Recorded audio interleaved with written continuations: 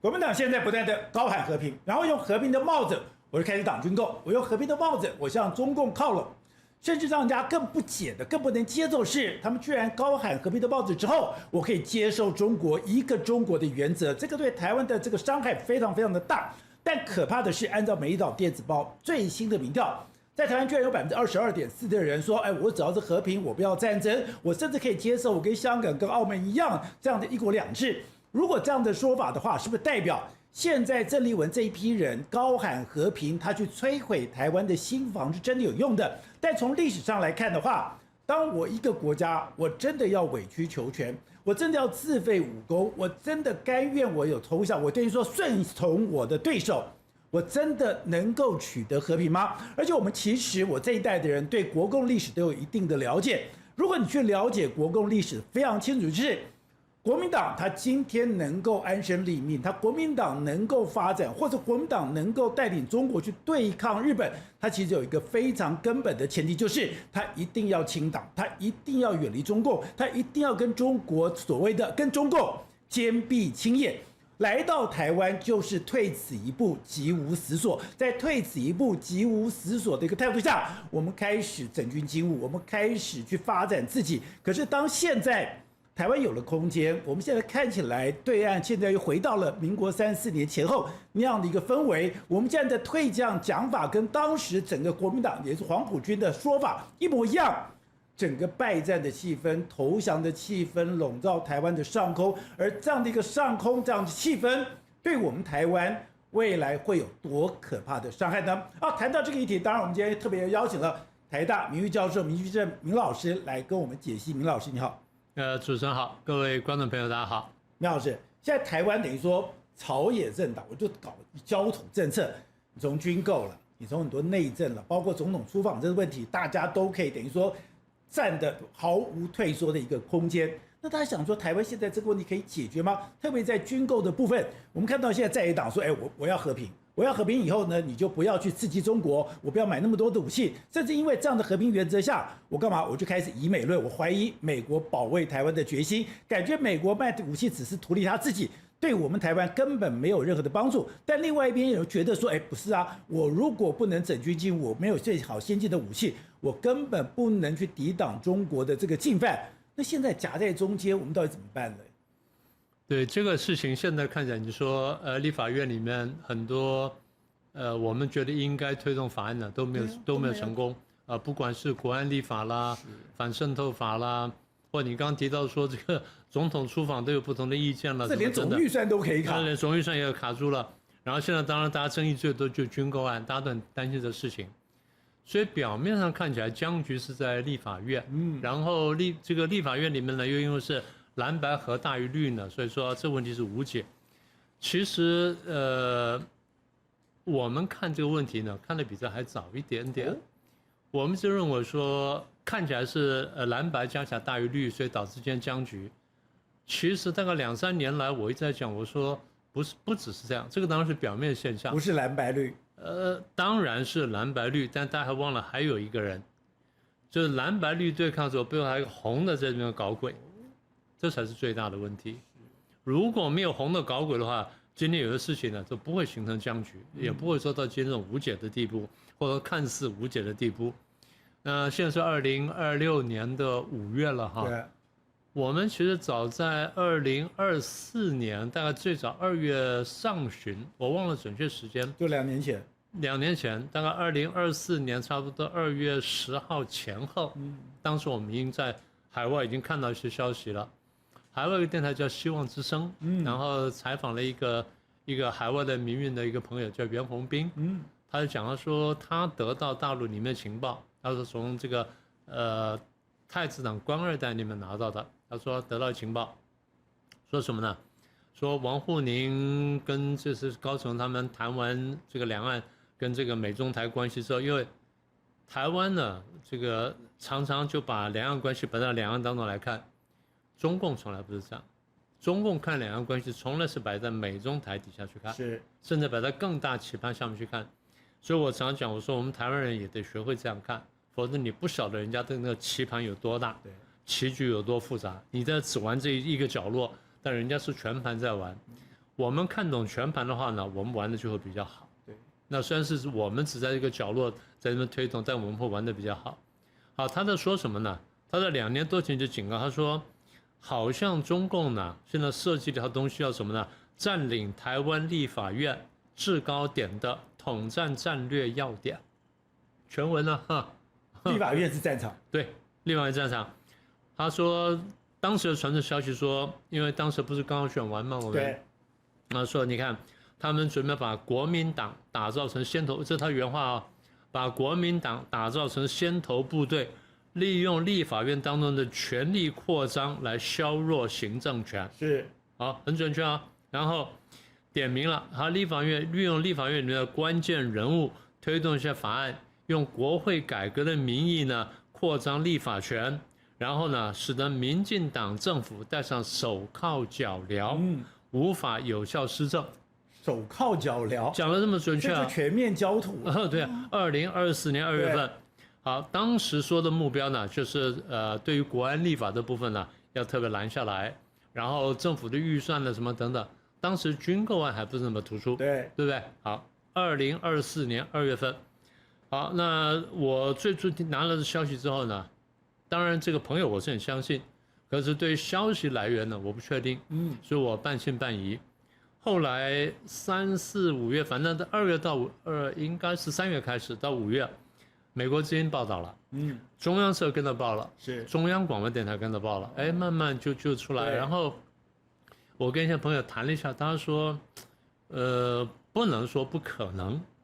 后来等到这个蓝白合在立法院里面一波波这边挡这些案子的时候呢，我们说好像是真的，真的这样，好像真的这样。也就我还记得2024年那时候，我也在主持节目，我们也看到这个消息。对，他想袁宏彬，你凭什么讲这样的话？你只是在等于说分化台湾吗？大家还在困惑，而且。当时其实你让蓝白去取得立法院的多数，是因为我想要有一个制衡，那是跟台湾的民主信仰是有关的。是，所以刚刚听到这个消息之后，大家会有点困惑，说你是不是在做一个颠覆的工作？对。可是可怕的在于说，如果你把袁宏彬的话放2年来看，你现在完全按照他的理路，按照他的脚本在进行，对，一步步这样走。所以我觉得，如果真的国民党这样做的话呢，我觉得国民党有很大的误区啊。对。因为我自己从国民党出来的，我觉得国民党有很大误区，就是不了解国共斗争史，然后对于一般的理论也比较轻视，但大家不晓得，中共对于国共斗争史非常清楚，这是第一点。第二点呢，中共对于理论呢非常在意。第三呢，中共把我刚刚讲说，把两岸关系呢向来是镶嵌在这个美中台3方面来看的，甚至有的时候把俄国也拉进来，对，或把日本拉进来。所以中共看的棋盘比较大。我再说一次，如果我们台湾人看不懂这个大棋局的话，我们真的被人家玩死的，这才是最大的问题。而且这2天也传出了一个消息，就是王沪宁原来为什么可以当5朝国师、3朝元老？原来他跟你讲，他当时到了美国这时候，他其实写了一本书，叫做《美国反对美国》，也就是说。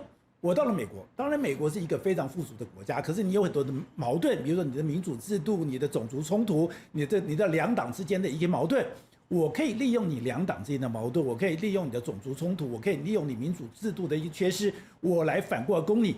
后来人就讲说，其实王沪宁这一套也现在用到台湾，用台湾的所谓的台湾反对台湾，也就是台湾现在有没有矛盾？有矛盾，台湾的朝野有矛盾，蓝绿有矛盾，我们的蓝白有矛盾，现在我就用这种矛盾。我在中间见缝插针，讲白了，国民党以前共产党讲打着红旗反红旗，他现在就是打着民主反民主，打着台湾反台湾。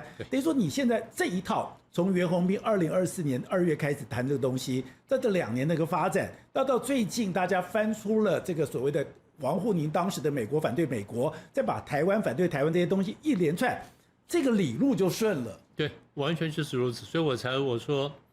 国民党这么多年呢，跟共产党斗争了将近1个世纪，100年，对，还没看懂，这真是叫做匪夷所思。当然这个回头就要检讨孙中山了，他当初搞联俄容共，不过他没办法，他被逼到无路可走。对，他被北方的军阀逼到无路可走，然后退到广东。他就想说，我好不容易创建一个中华民国，现在搞成这样，所以我怎么办呢？他真的当时想说，我要建立一个党军。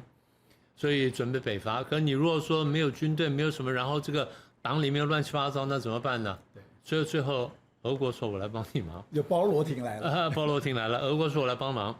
那他为什么愿意接受呢？第一，俄国提供枪，第二提供钱，对，孙中山当时缺这东西啊。那你说我要跟军阀打，我要打造一支真正的国民党的军队，那我必须有枪、有钱、有什么的。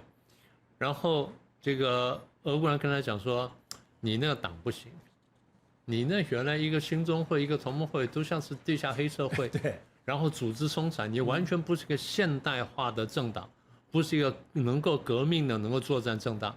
孙中山听进去了，他说我们帮你改造政党，所以帮助国民党真的改造国民党。所以为什么国民党长得很像共产党？对，真的是这样来的，这一点不假，因为这是有战斗的需要。好了，那当时条件就是说，共产党人呢、用个人身份，不以党的身份参加国民党。对，孙中山想说，那我既然有三民主义，然后我有一个政党，然后你们来，我把共产党精英拿来帮助国民党服务，不是很好吗？对。他当然也担心共产党在里面搞鬼，但他当时坦白说选择也不多。但是我觉得当时的确国民党人犯了重大错误。共产党人以个人身份参加国民党之后，叫做联俄容共。共产党现在叫什么？联俄联共。联俄联共，就是他连这话语上面他都不愿意吃一点的亏。我是联俄联共，不是联俄容共，是平等的。其实不是啊，当时讲的是你以个人身份参加。但国民党最大的一个失误在哪里呢？他们对权力不了解，或者说对权力的核心呢不如共产党了解。共产党呢，其实早在列宁，甚至再早一点点，在马克思时代呢，对权力的理解呢比国民党深很多，深很多。我举一个例子就好，共产党人用个人身份参加国民党之后，把国民党跟军校里面的关键位置全部拿下来。我举例给你听，组织部长谭平山，组织部管什么？管人事的。好，第二，宣传部管文宣的，谁来负责呢？毛泽东，代理部长。毛泽东也进去了。毛泽东还不但是这个，还在中央执行委员呢。然后再来农民部叫林祖涵，也叫林伯渠。对。他的秘书叫彭湃，都是共产党人。工人部呢叫做廖仲恺，廖仲恺是老国民党，但他是国民党的左派。国民党内的左派。国民党里面最亲近中共的那一派，以廖仲恺为代表，他的儿子叫做，然后再来是叫廖辉吧，一路负责侨务工作，对付我们，对付台湾，到现在，就是当年他还特别拿了一个邓小平的信给这个蒋经国，所以他希望两个人能够见一次面，没错，所以国共之间的桥梁后来是由廖仲恺家族来，对，没错，是因为国民党左派啊，这是党的部分。军校的部分呢，总教官叫恽代英，共产党人，他的秘书呢，然后教授，他也是教授部的副主任呢，叫叶剑英。叶剑英，后来的10大元帅之一。对。然后政治部主任周恩来，政治部主任的副手呢叫做聂荣臻，10大元帅之一，后来负责什么飞弹啊什么的核弹的，对吧？所以你看，党里面也好。军队里面好，除了校长是蒋中正之外，其他里面关键位置呢，全部被共产党拿走。所以你说国民党对党对权力这么不理解，对共产党这么不理解，实在是荒唐。那共产党进来之后，不是进来就算了，大搞分化。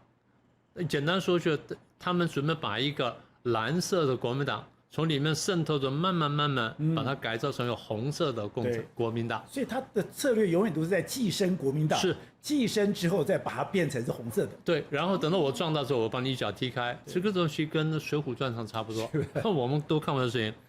共产党进入国民党里面就开始分化国民党。你反共，所以你是保守派，你是顽固派，你是反动派。然后他呢比较亲共，像廖仲恺他们比较亲共。他们是这个进步派，大家听到进步都很高兴啊，我是进步派，你是反动派，你是弱派，不自觉就笑他，这事情不好意思，我后来在国民党高层里面都看到类似的话语，虽然不是这样讲，但彼此就讲，我说你们讲的是共产党的话，他们不觉得，进步派跟反动派，他们自己不觉得。他当然词语不是这样，我现在不重复了。词语不是这样，但意思是相同的。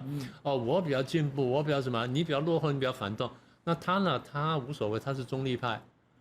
这些人还自己高高兴把帽子戴上。你看，我是进步派，然后我是中立派，然后那个被打成反动派觉得，哎，我是反动派，哎，有点不好意思，国民党里面就分化了，不断的丢帽，共产党自己说我是帽子工厂，我丢帽子给你，你高高兴兴戴上，戴上之后你就这个人，所以国民党里面就开始分化，所以后来你看搞得一塌糊涂，最大的问题在哪里呢？在北伐的时候，北伐的时候共产党就开始夺权，然后不是搞那个要搞政变嘛，对，被长话短说了哈，被蒋中正发现，那后来回头清党，就4月12号清党，所以共产党非常痛恨蒋中正，也非常痛恨4·12，就是说4·12事变，就民国16年，民国16年4·12事变，说蒋中正背叛了孙中山的路线，啊，这话就这样来的。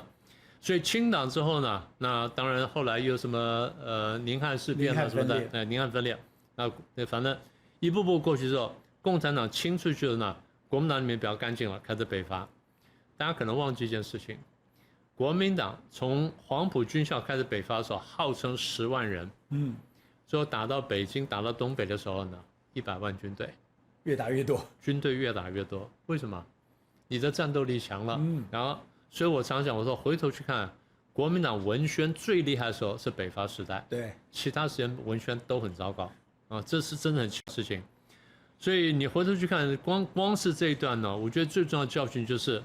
那个时候被共产党渗透得很厉害，所以里面一塌糊涂，脚步凌乱。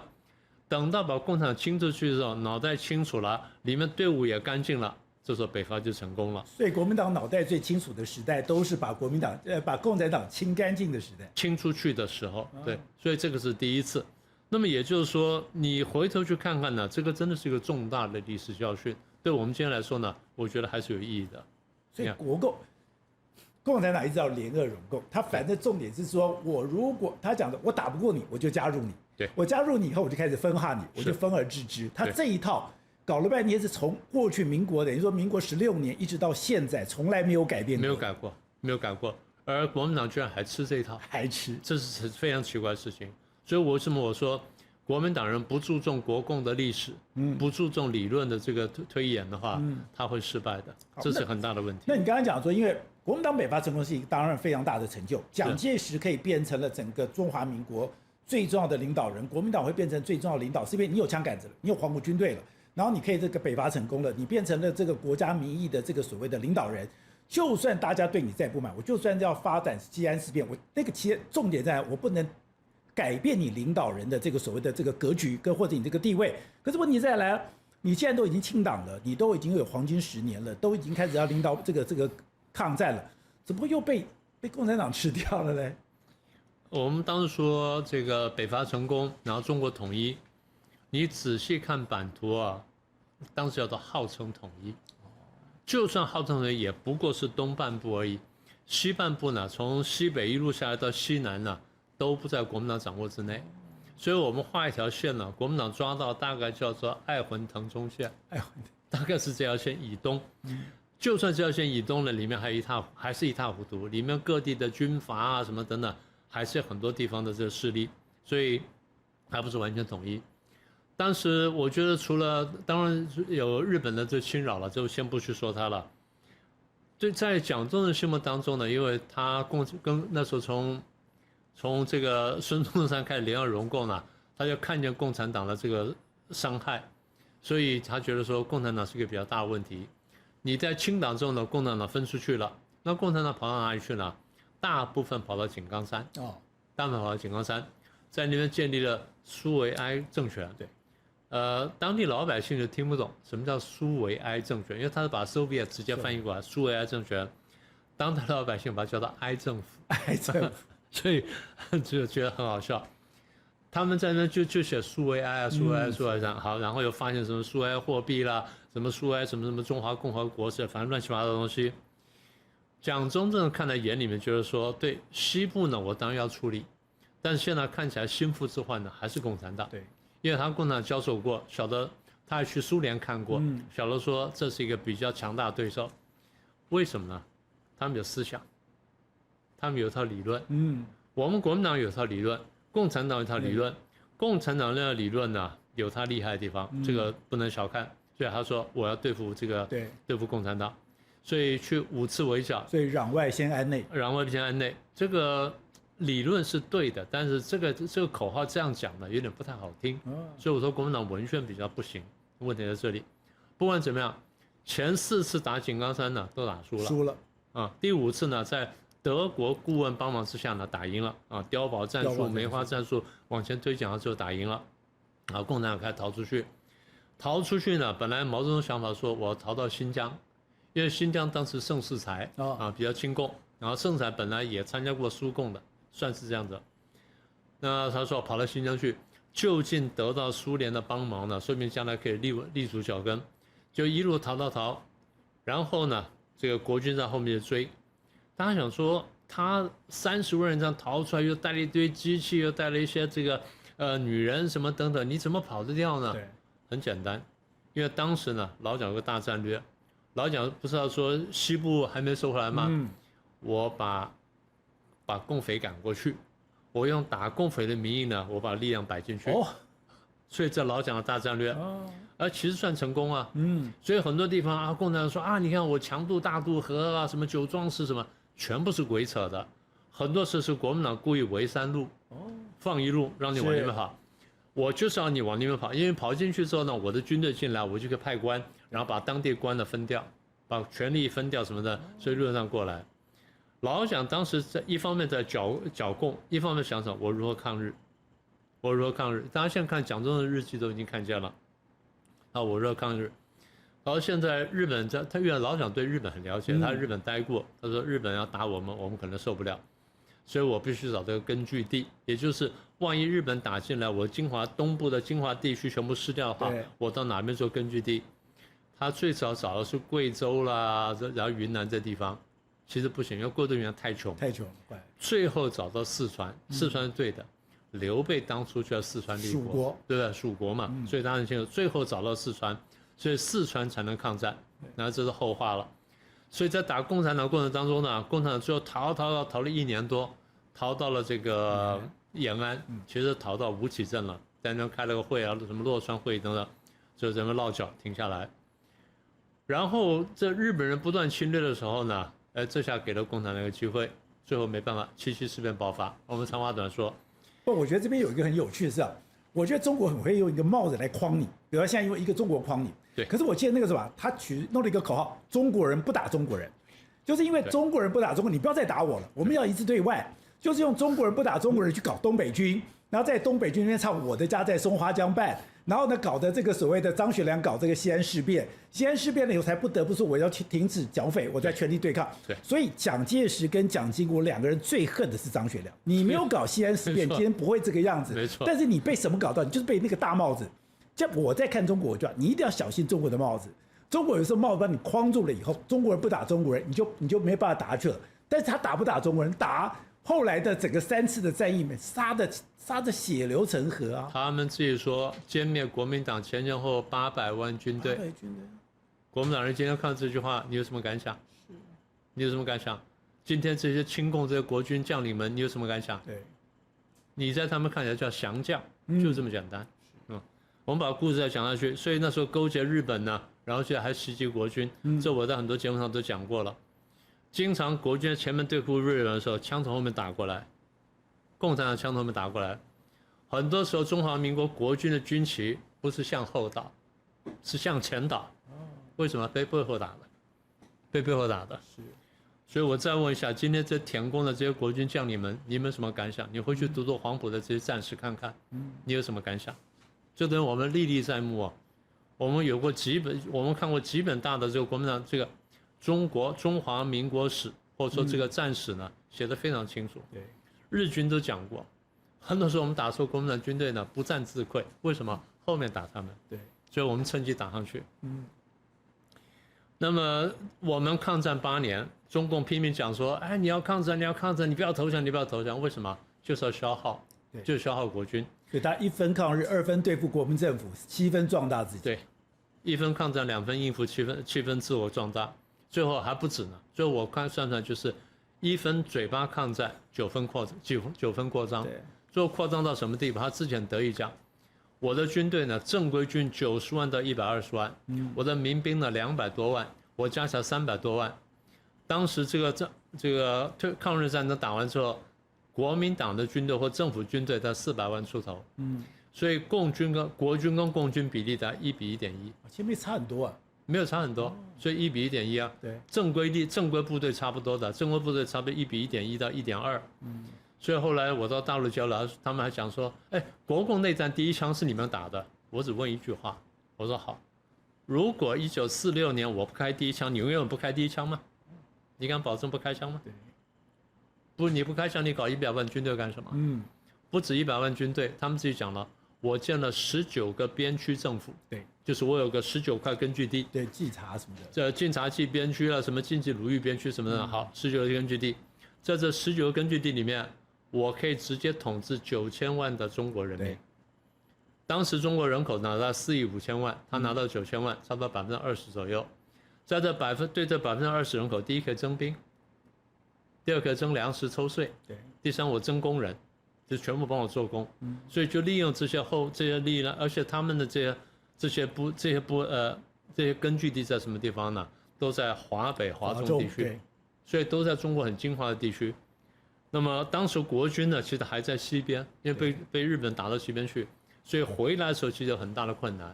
中共其实后来在中央呢，形成品字形、三角形品字形，四面可以出击，可以互相呼应。国军反而被切割。那更大的问题是，反而是国军内部被渗透得很厉害。这8年当中呢，中共不断的对这个国军做兵运，对国军呢从上到下洗脑的一塌糊涂。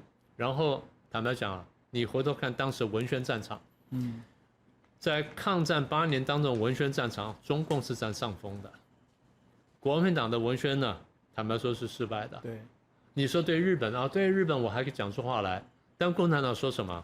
你没有抗日，是我在抗日，这话他都讲得出来，而很多人还相信，相信到什么地步？很多青年大学生跑到延安去抗日，你不是开玩笑吗？那抗日的战线第一线根本不在那，你跑到延安抗什么日？可他这样讲，就有很多人相信。那当时你回头去看看，你对那时候的文学如果比较熟悉的话，什么茅盾啦、老舍啦、巴金啦、丁玲什么等等，这些全部是左倾的。对，也就是说，在文宣战场左倾，在小说在戏剧上全部左倾。整个文宣战线呢被中共占领。今天台湾情况呢也相当危险，所以中共有了100多万的军队，然后200多万的民兵，9000万的人口，然后这么多根据地，最后发动内战。那当然再加上这渗透国军呢，国军被打得一败涂地。那好笑的是，当初呢，这个打败我们，把我们从大陆赶出来的是共产党，然后今天呢，天天开飞机、开军舰过来威胁我们的共产党，而今天的国民党人说日本人最可恨，你怎么老是记得昨天敌人，认不得今天敌人，这才是最大问题。而且我知道这个部分，很多人就回过来看，就是对郝柏村开始有一些敬意。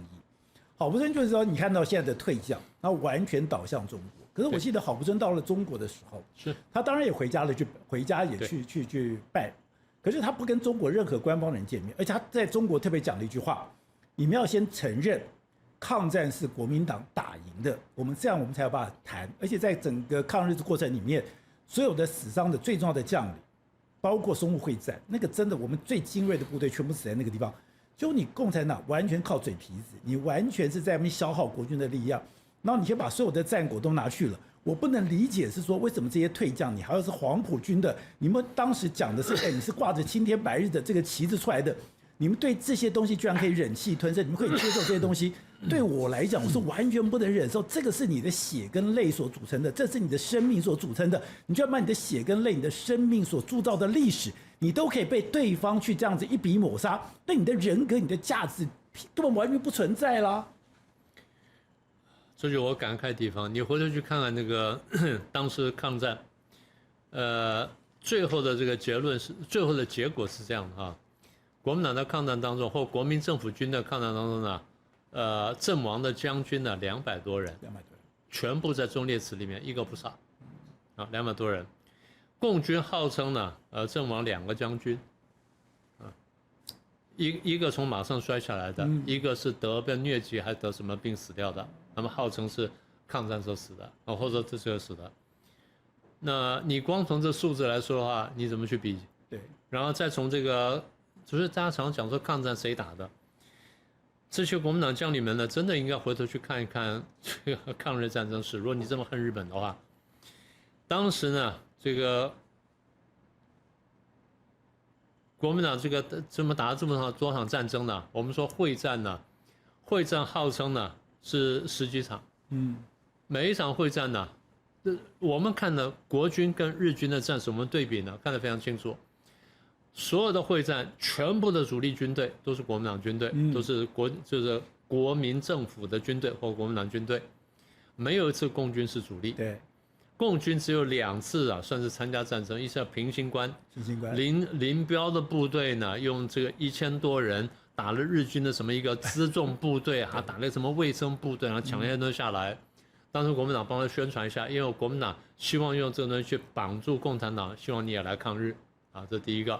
第二什么号称百团大战，出了大概30几个团，然后叫做百团大战，就后来彭德怀被批评过早暴露我军实力。对，这个大家都很清楚的。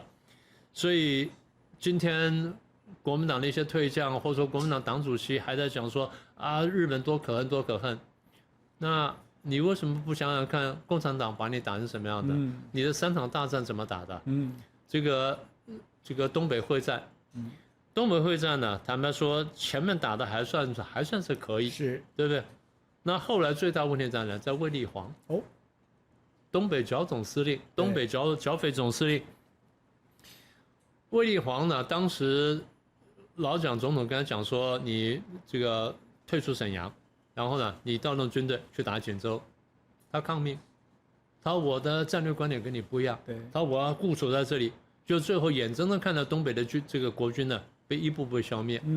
当然东北国军被消灭了，我们自己有错误有失误，但是呢，你卫立煌的本身呢见死不救呢，对，有很大问题。因为当时林彪的策略就是我是围长春、攻锦州，然后守塔山，然后这个3角策略里面，我就是围点打援，把你所有的部队一个一个剿掉。如果当时卫立煌去救援，你离开沈阳去救锦州的话，锦州一拿下来，就情势就不一样了，长春跟塔山就松掉了，对嘛？整个情势就不一样了，所以大家觉得说有很大的问题。当时这个国民党这些情治单位就说卫立煌可能是匪谍，那时候当时已经这样讲，可是老蒋当时没有把握，老蒋也不太敢相信，因为跟他这么久了，所以也不太敢相信。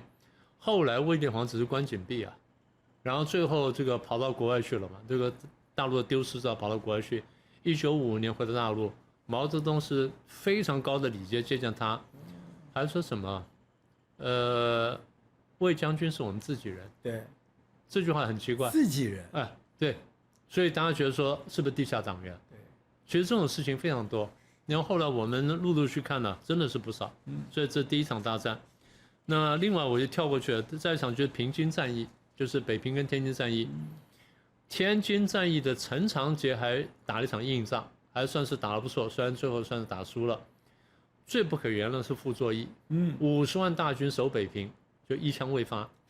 他女儿傅冬菊是匪谍，傅冬菊天天来游说父亲。第一次游说的时候呢，傅作义把枪往桌上一摆，说：“你再讲我就毙了你。”傅冬菊不管，继续讲。